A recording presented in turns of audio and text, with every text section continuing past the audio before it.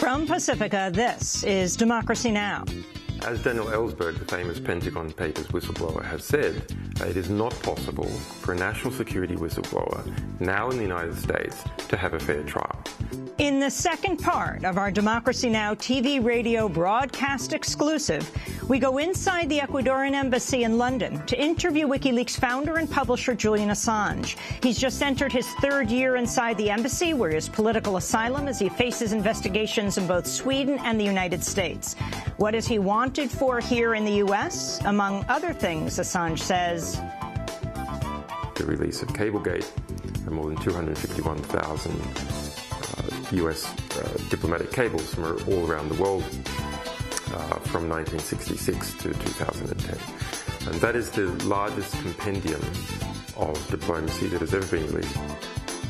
Julian Assange also responds to former Secretary of State Hillary Clinton's recent comments that NSA whistleblower Edward Snowden should return to the United States to face a trial. All that and more coming up.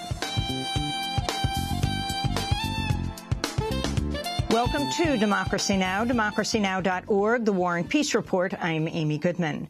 The Palestinian death toll has surged as Israel intensifies its bombing campaign of the Gaza Strip. Palestinians say at least 27 people have been killed and over 150 wounded since Israel launched major strikes Sunday. At least 18 civilians, including about 7 children, have died over the past day. Israel's carried out nearly 300 strikes Tuesday, with more overnight, sending thousands of Palestinians into the streets to avoid attacks on their buildings. One strike killed a leader of the group Islamic Jihad along with 2 children and 2 women who were in his home. Israel says it's responding to the latest round of Palestinian rocket fire that began after the mass Israeli raids that followed the kidnapping of 3 Israeli teens last month. Palestinian militants in Gaza have fired over 100 rockets in a 24-hour span, targeting several towns, including Jerusalem and Tel Aviv. Israel says its missile defense system intercepted rockets heading for Tel Aviv, where a state of emergency was declared. Thousands of Israelis have fled to shelters in southern towns near Gaza. 2 Israelis have been reported injured from the rockets so far. The Israeli cabinet has approved the option of calling up nearly 40,000 army reservists for a potential ground invasion of Gaza. Defense Minister Moshe Ya'alon said Israel is preparing for a lengthy battle. We are now in a situation in which Hamas deteriorated the security situation around the Gaza Strip by provoking and launching rockets against Israeli civilians. So by one way or another, we are going to stop Hamas, whether by charging them a heavy price or by launching any kind of offensive measures by air, by ground, or whatever, in order to stop them. Palestinians have argued Israel sparked the escalation with last month's raids and other deadly attacks on the occupied territories throughout the year. According to the website Electronic Intifada, Israel had killed 31 Palestinians before the latest violent flare-up in Gaza, bringing the year's overall toll to about 60. On Tuesday, Palestinian Authority President Mahmoud Abbas made an appeal for international protection of the Palestinian people. What is happening in the Gaza Strip, the West Bank, and East Jerusalem is not a war between 2 armies. The Palestinian people are an unarmed people, people who live under occupation. It's time now for the international community, and especially the Quartet and the Security Council, to take their responsibility to guarantee the international protection of our people. As the Palestinian Authority pleaded for international protection, the Obama administration expressed support for Israel's military operation in Gaza. White House Press Secretary Josh Earnest spoke to reporters Tuesday. Let me start by saying that we strongly condemn the continuing rocket fire into Israel and the deliberate targeting of civilians by terrorist organizations in Gaza. No country can accept rocket fire aimed at civilians, and we support Israel's right to defend itself against these vicious attacks. Today is the 10th anniversary of the International Court of Justice advisory ruling that said Israel's separation wall and settlements in the occupied West Bank are illegal. You can go to our website, democracynow.org, for our coverage of the crisis in Israel and the occupied territories from Tuesday's broadcast. President Obama has asked Congress for $3.7 billion to address the migrant crisis on the Mexico border. More than 52,000 unaccompanied children fleeing violence and poverty in Central America have been seized since October.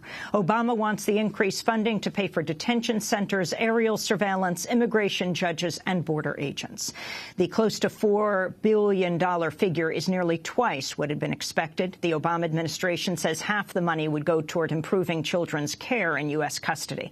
At the White House, Press Secretary Josh Earnest said most children will ultimately face deportation. By addressing that backlog, we can ensure that those individuals have prompt access to the due process to which they're entitled. It also means that as those cases are resolved, and as we expect in the majority of those cases, there will not be a basis for those individuals to remain in the country and be granted humanitarian relief, that we expect that the Homeland Security Secretary will be able to exercise some additional discretion that would allow him to repatriate those individuals efficiently. As the White House vows to speed the deportation of migrant children, United Nations officials are calling for most of them to be accepted into the U.S. as refugees. A report by the UN High Commissioner for Refugees in March found 58% of unaccompanied children detained by the U.S. could be entitled to refugee protections under international law. The UN renewed the call ahead of a meeting Thursday between the U.S., Mexico, and Central American countries and Nicaragua.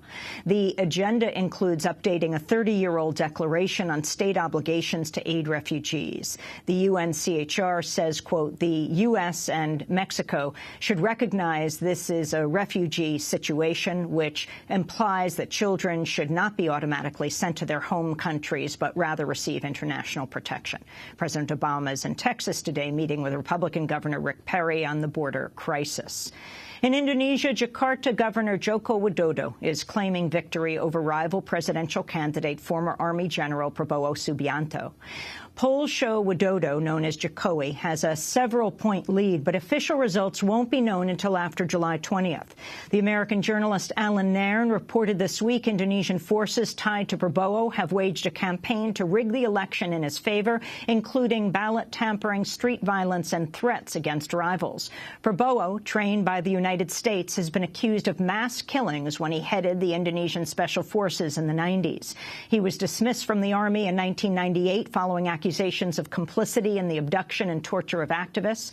Nairn's reporting on Prabowo became a major issue in the presidential campaign. Prabowo has filed criminal charges against him, including inciting hatred against the Indonesian military. Indonesia's presidential vote will mark its first-ever transfer of power from one elected leader to another. And newly disclosed leaks from Edward Snowden have identified 5 innocent Americans who were spied on by the NSA. The news website The Intercept reports all 5 are Muslim Americans. Nahad Awad, executive director of the Council on American Islamic Relations, or CAIR, the nation's largest Muslim civil rights group. Faisal Gil, a longtime Republican Party operative. 2 professors, Hushang Amar-Ahmadi of Rutgers University and Aga Saeed, formerly of California State University, as well as a prominent attorney, Asim Ghafoor, who's represented clients in terror-related cases. The 5 were among thousands of names in a database listing email accounts monitored between 2002 and 2008. None of the 5 have been charged with any crime. All appear to have been targeted for their Muslim backgrounds and ties to various Muslim causes or individual cases involving Muslims. In a video statement, Hadawad of CAIR expressed outrage at being spied on by his government. I was not aware that I was under surveillance except recently, and I'm outraged that as an American citizen, my government, after decades of civil rights struggle, still the government spies on political activists, civil rights activists, and leaders. It is outrageous, and I'm really angry that despite all the work that we have been doing in our communities to serve the nation, to serve our communities, we are treated with suspicion. Tune in to Democracy Now! Thursday when we'll speak with the lead reporter on the story, Glenn Greenwald of The Intercept. And those are some of the headlines. This is Democracy Now! As we turn to the second part of our Democracy Now! TV radio broadcast exclusive, we went inside the Ecuadorian Embassy in London last weekend to interview WikiLeaks founder and publisher Julian Assange. He's just entered his third year inside the embassy where he has political asylum. Assange faces investigations in both Sweden and the United States. Here in the U.S., a secret grand jury is investigating WikiLeaks for its role in publishing a trove of leaked documents about the Iraq and Afghanistan wars, as well as State Department cables. In Sweden, he's wanted for questioning on allegations of sexual misconduct, though no charges have been filed. Let's go to that interview. This is Democracy Now!, democracynow.org, the War and Peace Report. I'm Amy Goodman. We're in the Ecuadorian Embassy in London, where Julian Assange has actually lived for more than 2 years. He has political asylum in Ecuador, but can't make it there because he is concerned if he steps outside to get on a plane to Ecuador, the British government will arrest him and extradite him to Sweden, and he's concerned in Sweden he would be extradited to the United States to face charges around his organization, WikiLeaks, which he publishes. So, Julian, I'd like you to respond to Hillary Clinton, the former Secretary of State, could be running for president.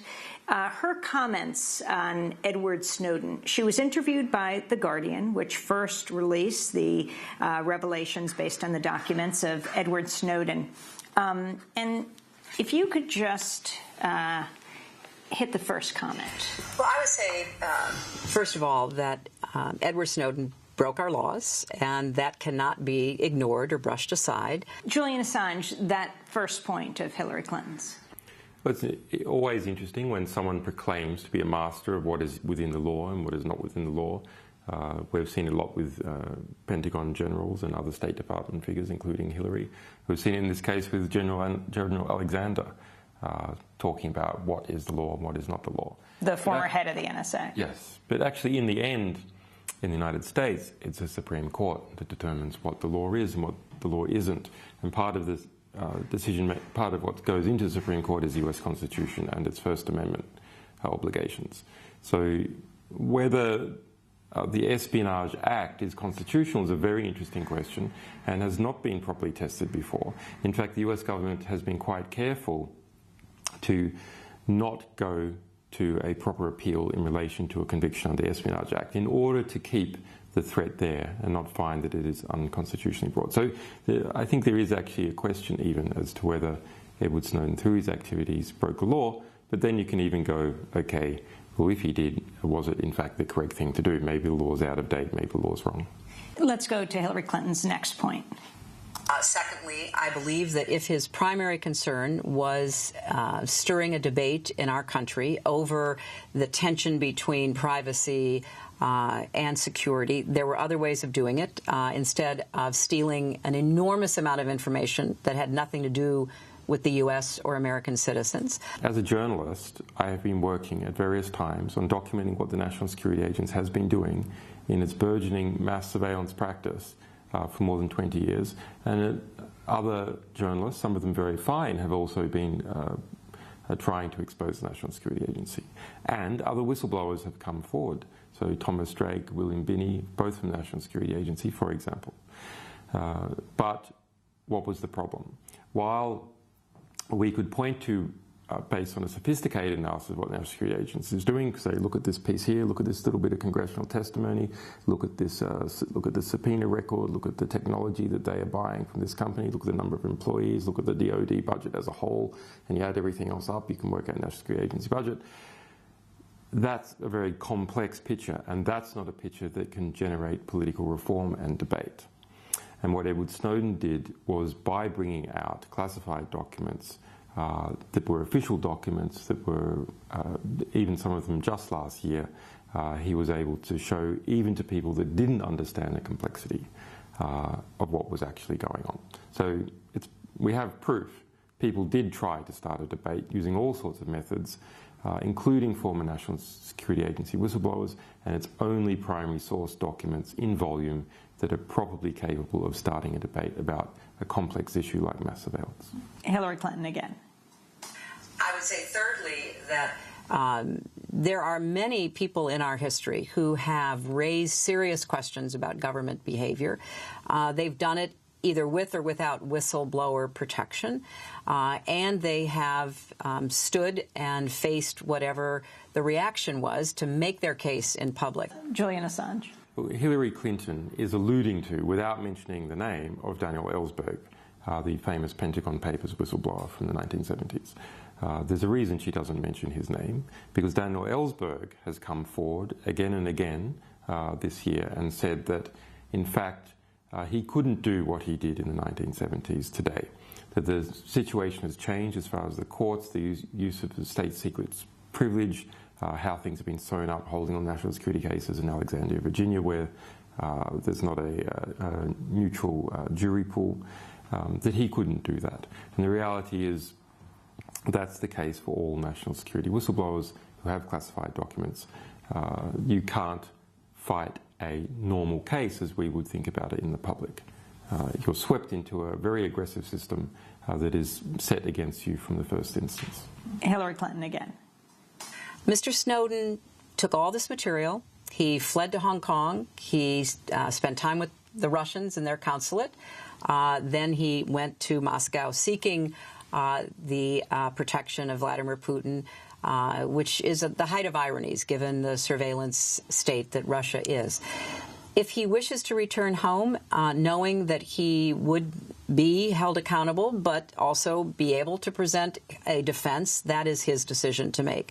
But I know that our intelligence forces are doing what they can to understand exactly what was taken. That's Hillary Clinton. Julian Assange. This is sadly typical of Hillary Clinton. We have facts about this matter. Not even the National Security Agency accuses him of working with the Russians. In fact, the National Security Agency, formally in its investigation, has said that they don't think that he was working with the Russians, at least not before he left the agency. And Hillary Clinton, however, tries to reshape the chronology in order to smear Edward Snowden with being a Russian spy. The actual chronology is that Edward Snowden went to Hong Kong. He then saw that the situation was very difficult, reached out for us for help, and we were intimately involved from that point on. So I know precisely, myself and our staff know what happened. We submitted 20 asylum applications on behalf of Edward Snowden to a range of different countries. Latin America. It was Edward Snowden's intent to go to Latin America. Venezuela, Nicaragua, Ecuador was also looking favourable, and Bolivia offered him asylum.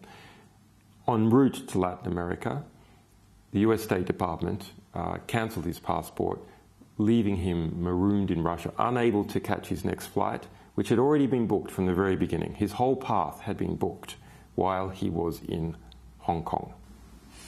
But she does say he went to the Russian embassy in Hong Kong.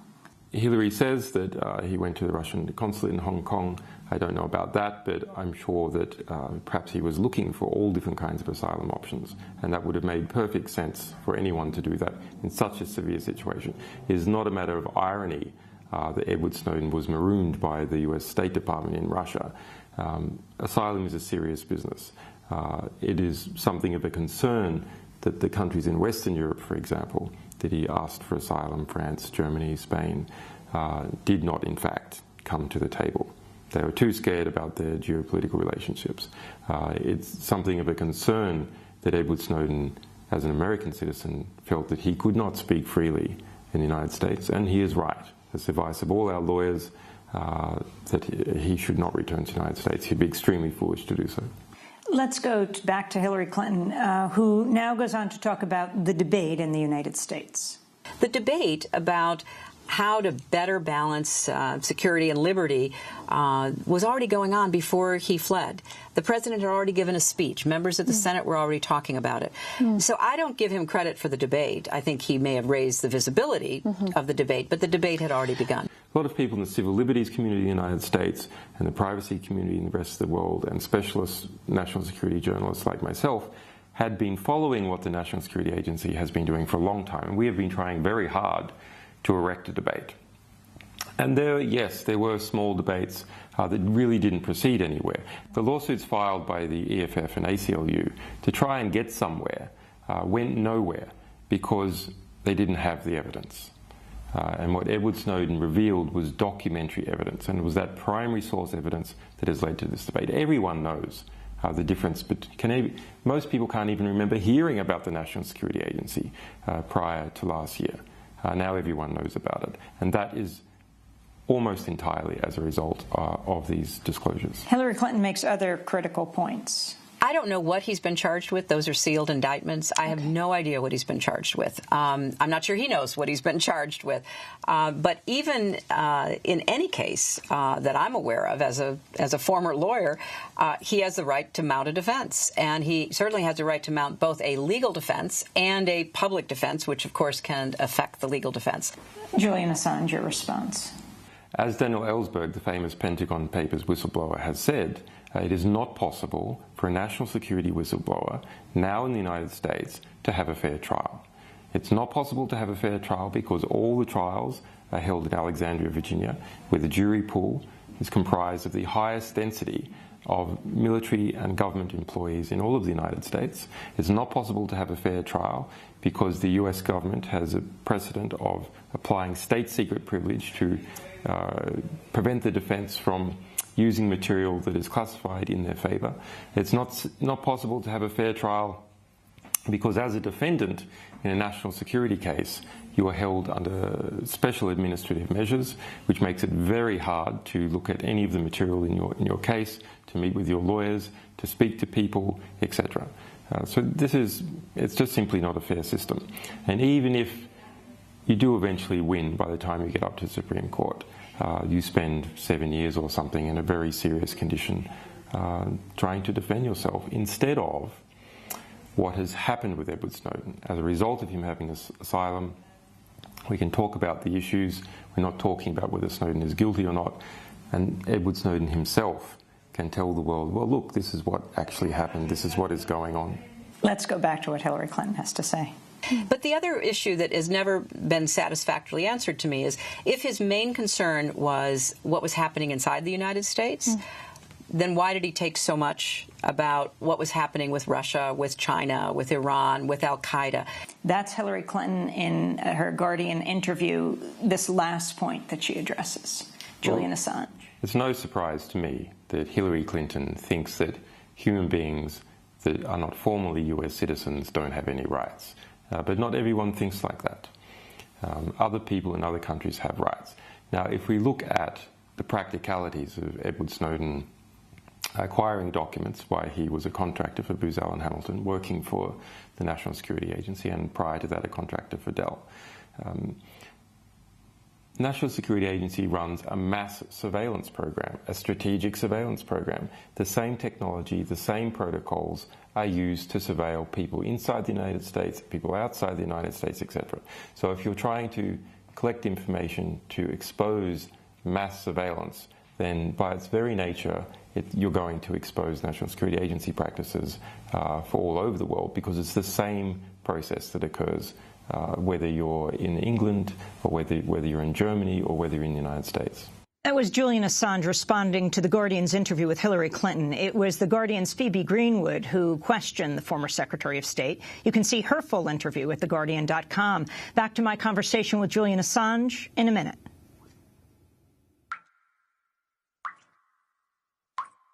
What's next, WikiLeaks? What's next, WikiLeaks? What's next?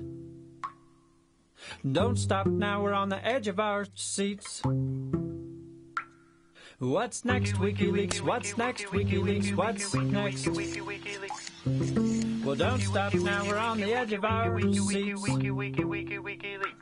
You have to watch what you say or your words will haunt you. Take extra care when you speak. One of these days you just might find your foot stuck in your cheek. With a flabby old chap and Hitler hobnobbing and the head of a snake, and Batman and Robin, there's just no place to hide your disgrace. You got egg all over your face. WikiLeaks Samba, Sonic Disobedience here on Democracy Now!, democracynow.org, The War and Peace Report. I'm Amy Goodman as we return to our interview with WikiLeaks founder and publisher Julian Assange from inside Ecuador's embassy in London, where he has political asylum and has been living for more than 2 years. In a nutshell, Julian, if you would, can you summarize the releases of documents since the collateral murder video was released in the spring of 2010? For people who aren't keeping up on things, and even if you are an avid viewer of the media, or reader of the media, especially in the United States, they may know who Julian Assange is, the publisher of WikiLeaks, but actually what it is you've released, the substance of these documents. Could you just go through them? Well, WikiLeaks has been publishing since 2007. We've published material from every country, almost every country in the world, and about every country in the world. We are now up to just over 8 million individual documents that we have released during that period. Now, the heat in the debate with the United States arose in 2010. We've had heated debates with other countries. We've had major court cases in the United States in relation to our fight with Swiss banks and so on. In 2010, the number of documents and publications that we were releasing, each one after another, ended up erecting a grand jury against us by the DOJ, National Security Division, and so we entered into a major media conflict with the US government. So going in order there, Collateral Murder, a documentary that we produced based on the tape from an Apache helicopter mowing down 12 to 18 people in Baghdad, including 2 Reuters journalists, and very clearly engaged in a murder. And the murder was an unarmed man, wounded, crawling in the gutter, and Good Samaritans came to rescue him. And all of them were killed, and 2 children came away with serious injuries. Then the Afghanistan war logs. Now, these came at a very important moment in 2010, where Michael Hastings had just, the late Michael Hastings, had just released a report on McChrystal. And these publications came not long after that. This is the Rolling Stone journalist who died in a car crash. And that shifted the debate about Afghanistan. Early in 2010, it was, what can we do to win in Afghanistan? After the Hastings article about McChrystal and WikiLeaks war logs, the result was there was no longer a debate about can we win in Afghanistan. It is how are we going to get out of Afghanistan. So that was quite an important shift. Then with the Iraq war logs, which we published in October 2010, which in some ways has been one of our best analytical works.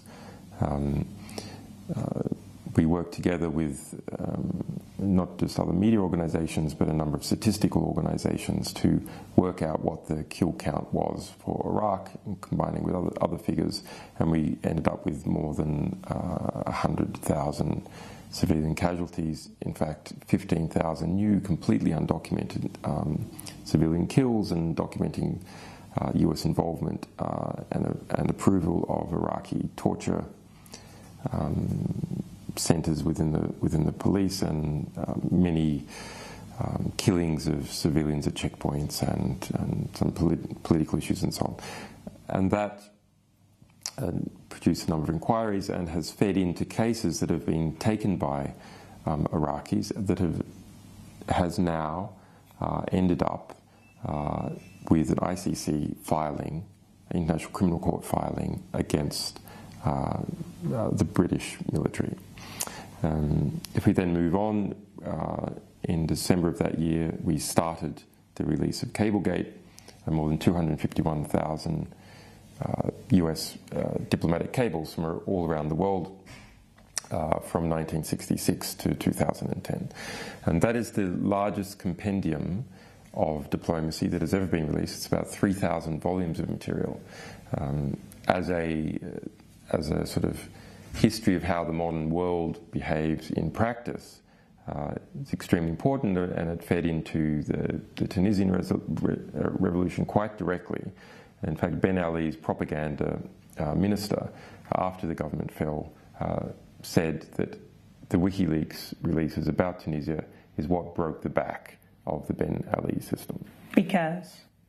Well, because it exposed that the corruption that many Tunisians knew about, but in a much more flagrant form, of what money had gone where and people keeping pet tigers and so on, but also that there was various kinds of debates about it, and within the United States and from others, and that when push came to shove, the US would probably back the military and not Ben Ali, and it was undeniable.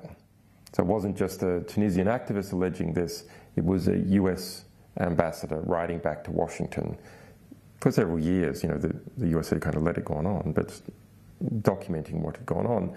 And that then made its way into Europe and affected the French support for Ben Ali, and the Tunisian activists became confident. And then 20 days later, Mohamed Bouazizi set himself on fire, and then he became the personified symbol of all the problems, and then it properly kicked off. But anyway, the propaganda minister and some others say this is what broke the back of the Ben Ali system, and those cables are really quite incredibly important. They have gone into literally dozens of court cases. They've released people from prison. People have been released from prison holding these cables above their head as the reason that they have been released from prison. The El Masri case, where the CIA kidnapped a German citizen unlawfully, renditioned him, and kept him in a CIA black site for 4 months. It was a case of mistaken identity. He wasn't even an alleged terrorist. He just happened to have the same name. And they then dumped him in Eastern Europe later on the side of the road, no explanation given, to try and make it look, to give him no evidence to take a case. And he did try and take cases in the United States, and this is something relevant, perhaps, what would happen to Edward Snowden in the United States. He was not able to get anywhere because the US government activated state secrets privilege, said all the things that the CIA had done to him were secrets, and they would not be revealing anything at all. He made a complete dead end. Then as a result of the release of the diplomatic cables, which spoke about what the United States had done with Macedonia, where he was taken from when he tried to enter into Macedonia, he was able to take a case against Macedonia within Europe and to the European Court of Human Rights, and he eventually won, and there are 6 cables cited in the judgment, showing that it actually happened. Similar cases in Spain, and an important precedent was set about the use of our materials in court cases generally, specifically cables. So this relates to Chagos Islands. So there's an island group called Diego Garcia in the Indian Ocean. It's owned by the British. It is very important strategically because it's sort of on the way between things. Now, the British handed over rent-free one of these islands, Chagos, to the United States military. C-H-A-G-O-S.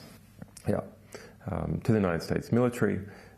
And it has been now turned into a base, and rendition flights go through there and so on. But there was original inhabitants. At the time it was handed over to the United States, in the 60s, the original inhabitants were pushed off. And they were pushed off to Mauritius and Madagascar, and they had been trying to fight a court case to come back. Some cables revealed that in fact the British government told the US it was setting up a secret plan to make it very difficult or impossible for them to come back. It's going to declare, it's going to suck in the liberal left, and here's how it was going to do it. It's going to create a marine park.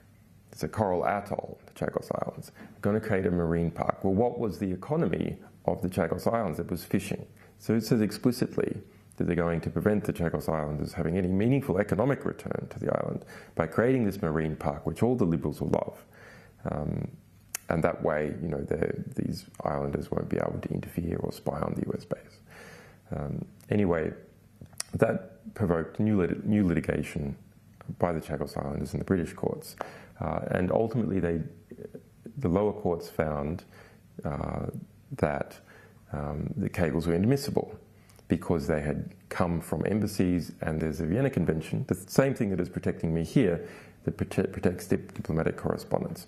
But in a higher court, it was appealed and was found that's not true. Actually, diplomatic cables published by WikiLeaks are not protected by the Vienna Convention. They're already public. It's the first instance of getting them out that's protected, not what happens to them subsequently. So that's quite an important precedent within the common law world, because it means these cables can be used in many more court cases. The charge, Julian Assange, that you endanger lives when you release the unredacted documents that you do? Completely false. And it's not just me who's saying that. It's Associated Press who did an extensive review. It is the US government itself. In the Bradley Manning case, under oath, the head of the person who was responsible for investigating whether anyone had come to physical harm said under oath that they couldn't find a single person who had been killed or physically harmed as a result. You're talking about retired Brigadier General Robert Carr. He had a kind of war room dealing with the release of the WikiLeaks documents, is that right, back to 2010? That's right. Robert Carr and the Pentagon started up what they called a WikiLeaks war room, which had more than 150 people in it. DIA, Defense Intelligence Agency, and FBI and others involved in trying to understand what we were going to publish, what we had, and what the effects were. And a lot of money was spent trying to check us in different ways.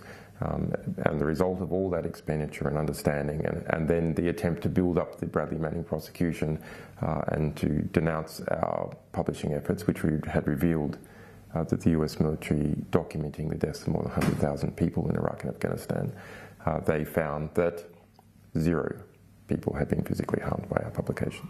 Julian Assange, you just recently had a Twitter battle with Glenn Greenwald. It might have surprised some, who is the whole Intercept, the new online publication, releasing information based on Edward Snowden's documents around the NSA spying on whole countries.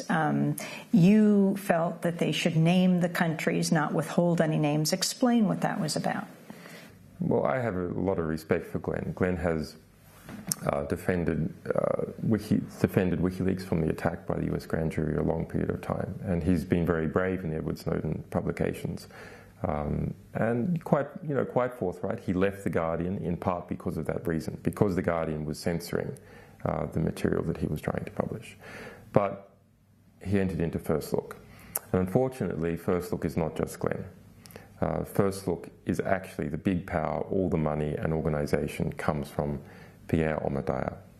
And Pierre Omidyar is one of the founders, is the founder of eBay and owns PayPal and goes to the White House several times each year, has extensive connections with Soros, and can broadly be described as an extreme liberal centrist.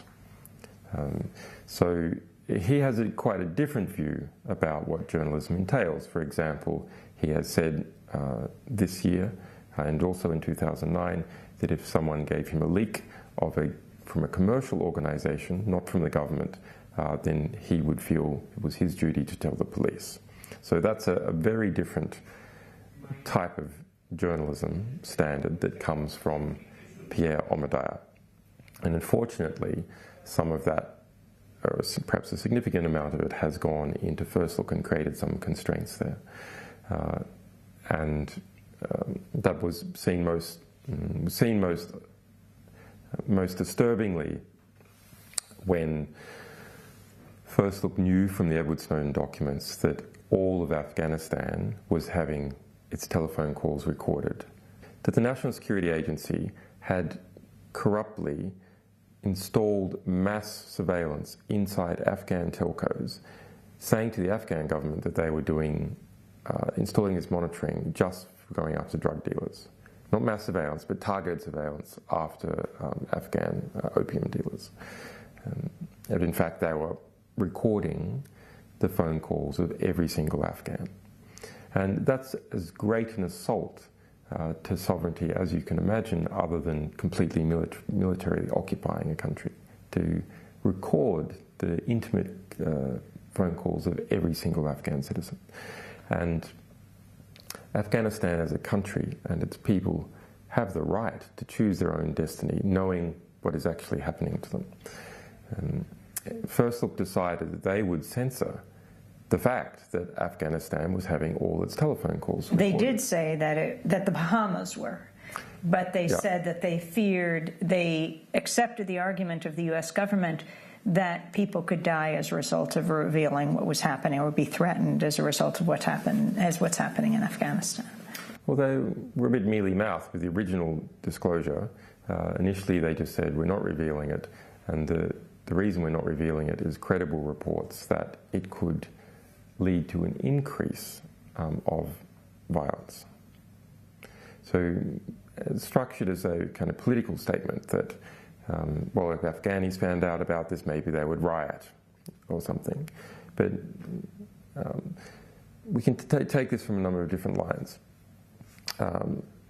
My perspective is that's up to the Afghan people, just like it was in relation to the Arab Spring. If, knowing their environment and what is happening to their environment, they want to elect a new government, they want to roll the government, they want to expel people, that is a matter for that culture. It's a matter of sovereignty, of how that country chooses to manage it itself. It's not a matter for other people to prevent a country from managing itself. But we can also look at just what is the reality. The US government always says this kind of thing. We've seen it for years and years, and it's always been baloney. Let's look at it. They've known for a year that Snowden has had that material. They've known specifically in relation to the country X was Afghanistan. They've known that for several weeks because First Look had in fact contacted the US government and were dealing with them. So if they had specific concerns about people in the US Embassy or something like that, there's plenty of time to have them removed. And then we also gave 72 hours warning that we would be publishing it. That's WikiLeaks founder and editor Julian Assange. We'll be back to our conversation in the Ecuadorian Embassy in London in a minute.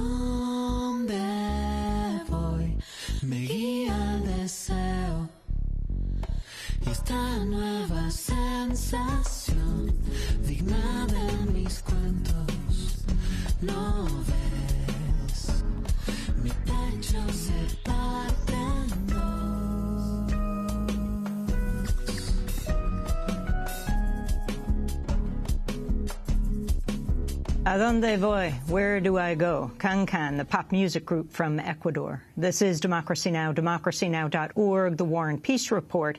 I'm Amy Goodman. As we return to our interview inside Ecuador's embassy in London with WikiLeaks founder Julian Assange, where he has political asylum and has been living for more than 2 years. I still want to get back to the issue of how it is that you, who are wanted by the most powerful country on earth, the United States, are able, inside this embassy, under total global surveillance, to help the other most hunted person in the world, Edward Snowden, to get beyond the grasp of the United States. It's a bit absurd. If we pull back and try and look at it objectively, where were all the other organizations, all these human rights groups, legal organizations, where were they in the even refugee organizations, in this difficult situation that had to be done in Hong Kong? Very many well-meaning organizations, certainly more well-funded. The Guardian newspaper and the Washington Post were meant to be, helping Snowden as a source, having an obligation to do that. And yet, all of them felt, for one reason or another, fear, lack of ability, that they couldn't do it. And we were forced into a position that we had to do it. And, yes, we do have some specific experience. So we have specific experience in dealing with sources who are under very adverse situations trying to communicate securely. And I think that is an important lesson, that actually an organization that specializes in defeating surveillance for national security cases was the organization that was able to do this. Yes, we had some diplomatic contacts, and we certainly had the will and the desire to not see another Chelsea Manning. But I think a lot of it, we couldn't have done that if we hadn't specialized in these secure communications techniques for so long. How could we possibly coordinate as an organization when the other organization, the opposing organization, was a national security agency without about 1,000 times more employees and a budget 10,000 times the size? I think it's because we had specialized in communicating in a secure manner. And so how do you give... So that tells you about, what about all those people, which is nearly everyone, who don't specialize in communicating in a secure manner? They can't do that. Aha, now you see the problem with mass surveillance. Now you see that there's all sorts of things that can't be done anymore because of mass surveillance. And okay, we're able to do it because we're specialists, but only because we're specialists. So how do people protect themselves? Well, you can't become a specialist unless you want to do that full time and spend years and years doing it. That is the reality that we're in right now. Fortunately, the National Security Agency stories have produced an understanding of people that they are being surveilled, and that's created a demand. And as a result of that demand, various non-profit organizations and commercial organizations are starting up to create technology that people can communicate with securely. But still very hard to understand this technology. So who's actually behind the company? What jurisdiction is it? Can they be bribed? The National Security Agency spends $350 million per year bribing manufacturers of cryptography or otherwise compromising through direct interaction their cryptography. So I think it is quite difficult, and in some ways, until new technology is more developed, there's some good things like Tor and Telegram Messenger perhaps, but until it is more developed and better understood, then people need to go back to the old ways. And I joke that suddenly Cuban intelligence, which a lot of people in the intelligence industry had considered like stuck in the 60s and hadn't made any real advances in a long time, suddenly that's a great thing. Like, how is it that Cuba has survived, even though you've got this mass surveillance and so on? Well, because they are stuck in these old ways of, writing codes on paper and so on. But we also do that. We use a collection of very old techniques that are completely non-electronic, as well as, some sort of sophisticated modern electronic techniques, because the reality is that a lot of the electronic communication revolves on so many elements. So the people who manufacture the chips for the computers that you're using, the radiation that's been given off by the computers, the security programs that are installed, the operating system. There's so many different elements, and you only need to compromise one. In order to communicate securely for an organization like WikiLeaks, one needs to have many different systems that are independent and won't fail just because one failed. But the question not for individuals but for society is not about, can I as an individual protect myself if the National Security Agency is after me and wants to spend a serious amount of money. The question as a society is how to stop society being dominated by a faction that already has very significant power and its allies. That's the question for society, including international society. And the answer to that is that one simply has to increase the cost of surveilling each person. At the moment, it's something like it's under 20 cents per person per day at the moment to surveil each person. You think, surely that's a lot of money. Like, if you add up billions of people, yeah, it is a lot of money. And in fact, that lot of money is spent. There's $50-60 million a year is actually spent doing that. And if you think about, there's about 1.6 billion people who have access to the internet and operate and communicate across it. Okay, National Security Agency and its allies can encompass those people for under 20 cents a day. But if we're able to introduce standards, and nations can do this, Brazil could mandate that all communications with Germany are mandated to use a certain cryptographic standard. So they would normally flow through the United States from South America up to the United States, across to Asia and so on to get to Europe. Brazil could mandate that there must be securing of those cables and those communications flows. So if we can increase the cost of mass surveillance to where it's something like $3,000 per person when you want to go after them, you can only go after individuals, you can't go after entire continents, then we will be back to a healthier situation, something like we are in maybe in the 1970s in terms of mass surveillance. As we are here holed up in the Ecuadorian Embassy in London, and I was just thinking as we heard a siren outside, are you concerned about your own personal safety here? I mean, you've been here for 2 years. Your both personal, physical safety and your mental health being holed up here. It's a difficult physical environment. The UN minimum standard for prisoners is 1 hour outside of work or exercise per day. There is no outside, there is no sun. It is a difficult physical environment. On the other hand, I do have good friends and good staff, and the staff of the embassy. So, so I continue on. There is a question, I suppose, how long can one do this sort of thing?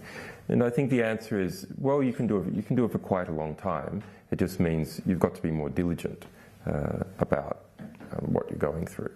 And let's not forget that Bradley Manning was even in an even worse situation for a period of time in Quantico, Virginia. He managed to get through it, and I will also manage to get through this. Do you think you're ever going to get out of here? I think so. I think if we look at the political trajectory here in the UK, where they've realised extradition without charge is a dangerous thing to expose the population to, and they've changed the law. In the United States, we see this call by 54 different groups, including conservative groups like Human Rights Watch, calling for the US pending prosecution to be dropped, and that we see 59 human rights groups complaining and legal groups complaining to the UN in a formal way about Sweden's involvement in this case, and debates in Sweden saying, questioning what has gone on. So I'm quite confident, bar a strange war appearing somewhere, that the political progress is positive and even inevitable.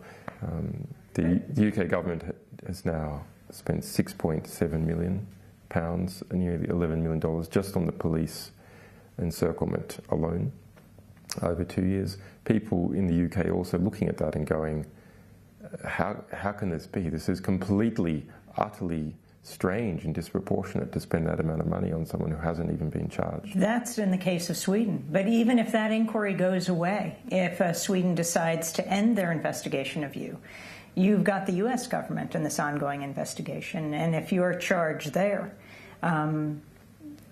even if you leave here, the possibility that you'll never know freedom again. The particular legal circumstance is that the U.S. government can issue a sealed extradition request, which the British government will keep sealed, so we won't necessarily know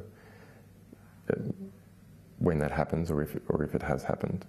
They can also phone in a preliminary extradition demand and send the paperwork within 40 days. So it is necessary to deal with the US case before I can leave the embassy, and also the counterterrorism investigation here and the Snowden grand jury. There's quite a lot of different things to deal with, but I think we have to remember, in the end, all these cases are political, right? There's geopolitical forces pushing them to continue and inflaming them and bringing prestige into the equation.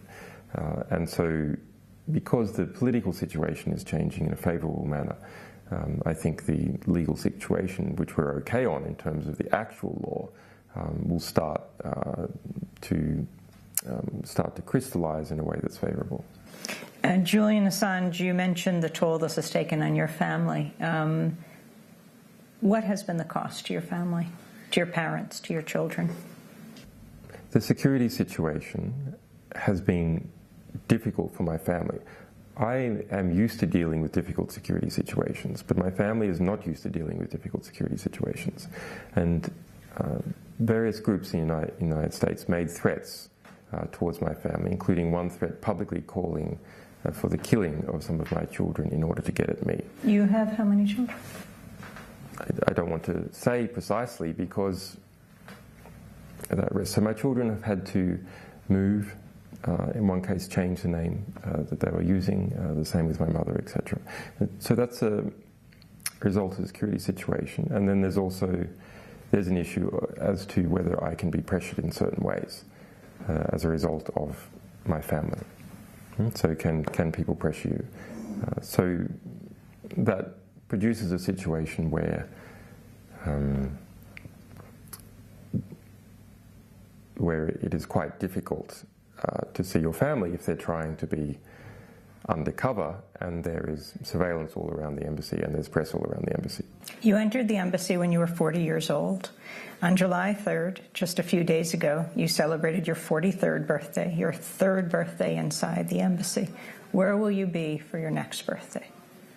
That's a good question. I could still be here. I think the developments are such that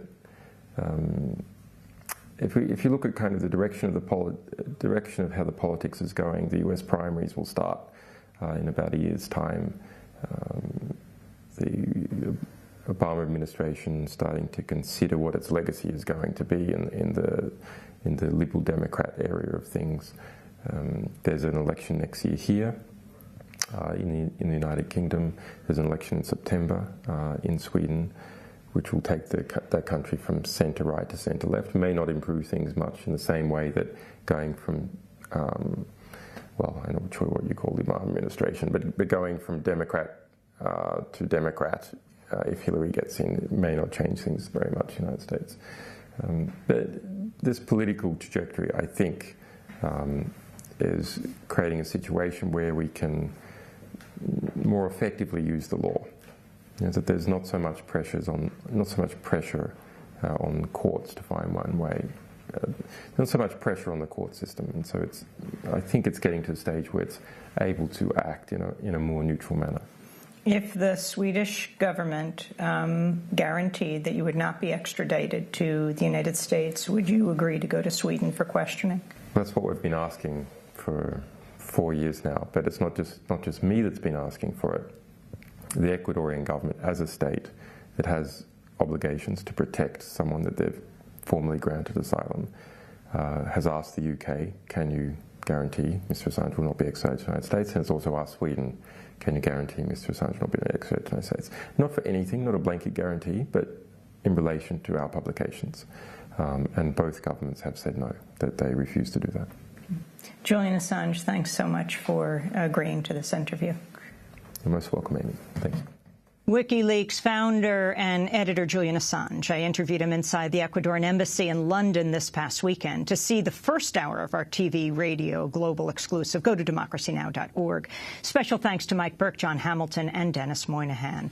I'll be speaking in Hartford, Connecticut, July 21st at the Mark Twain House and Museum at 7 p.m. and on July 26th in Martha's Vineyard. Check democracynow.org for details. A fond farewell to our treasured fellows, Tarina Nadura and Cassandra Lazaire. We wish you the very best for your so-promising futures. Democracy Now! Is hiring. We have openings for administrative director and fall internships. Check our website. Democracy Now! Produced by Mike Burke, Renee Peltz, Mate, Nermin Sheikh, Steve Martinez, Sam Malkoff, Hani Masood, Rabbi Karen, Dina Gesder, Amy Littlefield, Messiah Rhodes. Special thanks to Julie Crosby, Becca Staley. Carried out nearly 300 strikes Tuesday, with more overnight, sending thousands of Palestinians into the streets to avoid attacks on their buildings. One strike killed a leader of the group Islamic Jihad along with 2 children and 2 women who were in his home.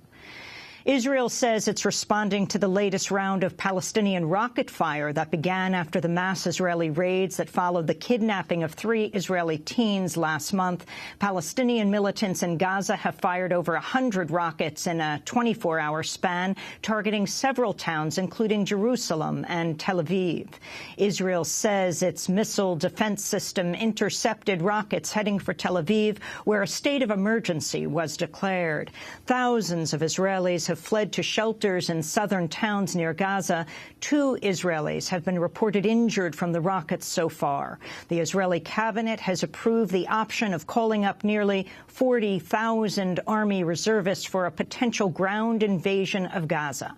Defense Minister Moshe Ya'alon said Israel is preparing for a lengthy battle. We are now in a situation in which Hamas deteriorated the security situation around the Gaza Strip by provoking and launching rockets against Israeli civilians. So by one way or another, we are going to stop Hamas, whether by charging them a heavy price or by launching any kind of offensive measures by air, by ground, or whatever, in order to stop them. Palestinians have argued Israel sparked the escalation with last month's raids and other deadly attacks on the occupied territories throughout the year. According to the website Electronic Intifada, Israel had killed 31 Palestinians before the latest violent flare-up in Gaza, bringing the year's overall toll to about 60. On Tuesday, Palestinian Authority President Mahmoud Abbas made an appeal for international protection of the Palestinian people. What is happening in the Gaza Strip, the West Bank, and East Jerusalem is not a war between 2 armies. The Palestinian people are an unarmed people, people who live under occupation. It's time now for the international community, and especially the Quartet and the Security Council, to take their responsibility to guarantee the international protection of our people. As the Palestinian Authority pleaded for international protection, the Obama administration expressed support for Israel's military operation in Gaza. White House Press Secretary Josh Earnest spoke to reporters Tuesday. Let me start by saying that we strongly condemn the continuing rocket fire into Israel and the deliberate targeting of civilians by terrorist organizations in Gaza. No country can accept rocket fire aimed at civilians, and we support Israel's right to defend itself against these vicious attacks. Today is the 10th anniversary of the International Court of Justice advisory ruling that said Israel's separation wall and settlements in the occupied West Bank are illegal. You can go to our website, democracynow.org, for our coverage of the crisis in Israel and the occupied territories from Tuesday's broadcast. President Obama has asked Congress for $3.7 billion to address the migrant crisis on the Mexico border. More than 52,000 unaccompanied children fleeing violence and poverty in Central America have been seized since October. Obama wants the increased funding to pay for detention centers, aerial surveillance, immigration judges, and border agents. The close to $4 billion